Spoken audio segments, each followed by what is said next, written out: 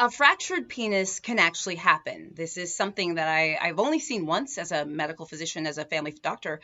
I was a resident. This was years and years ago, and I was rounding in a hospital. And yes, I did see a case of a man who had a fractured penis that happened during sexual activity. Understand that this is a very rare injury. This is not something that happens a lot, and thank goodness for that. But yes, when a penis is erect, it certainly, if it is bent, it can sort of fracture, it can break, so to speak. Understand that penises actually do not have bones in them, so it's not a fracture in the traditional way that we think about other fractures. It's sort of a complicated thing that happens with the penis in terms of the fracture. But yes, this can happen, okay? So I want you to keep this in mind as I talk about injuries that can happen during sex or during sexual activity. This is really important to keep in mind. And this is a very potentially serious injury as well. Guys, I'm Dr. Jen. It's great to see you. Please subscribe to my channel, click the little bell for updates. I do lots of videos on all sorts of stuff. So if you like this, please make sure you subscribe. Let's go on to the second injury that can happen. Let's talk about pulled muscles. This is something I see in the family medicine office a lot. People will come in and say they have a pulled muscle. Maybe they got really bad Charlie horses during sexual activity, or even things like back pain that is exacerbated by sex, back pain that is initiated by sexual activity.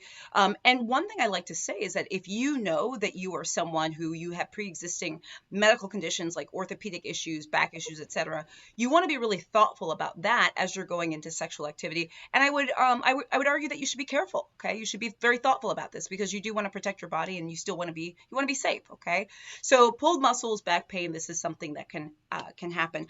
I do want to just say right here too, that as a family doctor and as a human, I do believe in sex as an important part of human existence.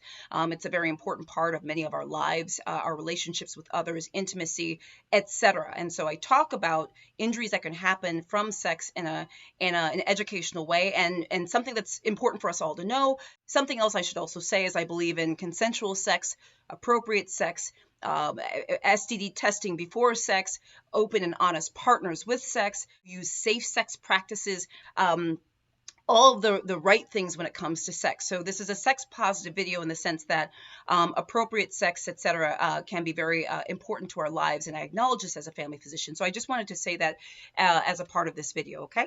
The next thing that can happen is you can get tears of the vagina, tears of the anus, etc., through rough sex, etc., and sometimes not even rough sex, to be honest with you. This is something that can happen if there's not enough lubricant or moisturization, or etc., etc. So you want to keep this in mind as you are approaching your sexual activity with your partner or with yourself. That is something to keep in mind. What I would also say, number 4, is allergic reactions. Okay, I just sort of talked about lubricant and stuff like that. Lubricant and lube is something that's often used by people, but many people also use other substances or use other things. I'll say substances as part of their sexual practice. Remember that allergic reactions can happen, right? Some people are allergic to latex. Some people are allergic to certain types of lubes and other things. You want to keep that in mind because allergic reactions can happen as a result of sexual activity, especially when it comes to things like this, okay? So be aware of what your allergies are and be thoughtful about what substances you might be using during your sexual activity, okay? The next thing I would say, I think we are on number 5, is foreign objects. When we say foreign objects in the medical community, we just mean an object that's usually not meant to be where it's put or where it is, okay? So in this case, what I mean are things like sex toys or objects that someone might be using during their sexual practice. Foreign objects, whether they are marketed as sex toys or not, used during sexual practice can get stuck. And this is something that I know probably many of you have seen or heard about online. If you Google this, you probably will see things coming up. Certainly in the medical community, we have certainly seen x-rays or heard stories from our colleagues about people who come into the emergency room with foreign objects that are stuck, okay? Not only can it be painful, it can actually be quite downright dangerous. You want to be very careful, okay? So you just want to be very mindful. You want to be very careful and thoughtful about any sex toys or objects that you are using during your sexual practice. This is really important, okay? Moving on, let's also talk about just rough sex in general. There's lots of different styles of sexual activity. Just remember that sometimes rough sex can actually be painful, right? And so pain can happen anywhere. It can be an injury, sort of a side effect of sexual activity. You just want to be thoughtful about this. Also, as I mentioned before, consent, communication is very important. You always want to be communicating with your partner about what's right for you and what's right for you all as a couple, etc. That's very important to know. But remember, rough sex can have consequences from an injury standpoint. Okay, so I have a couple of more things.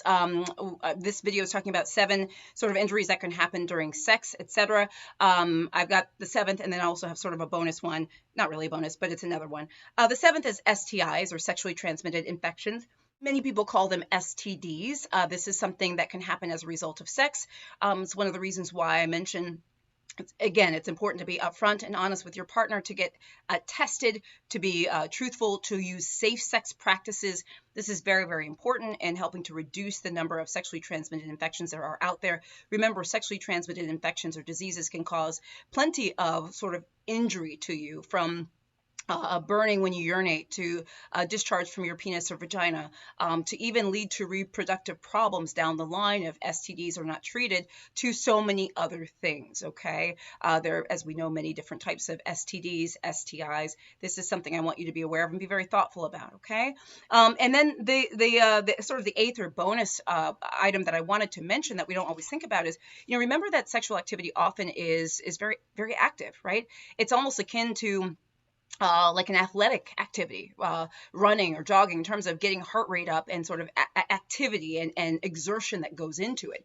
I just want to remind some people that, if you have underlying heart conditions or other things, you may need to be thoughtful or careful about the sexual activity that you engage in. And for some people, you need to actually talk to your doctor about what is actually okay for you and what is not. Don't underestimate the vigorousness and the athleticism involved in sexual activity for some.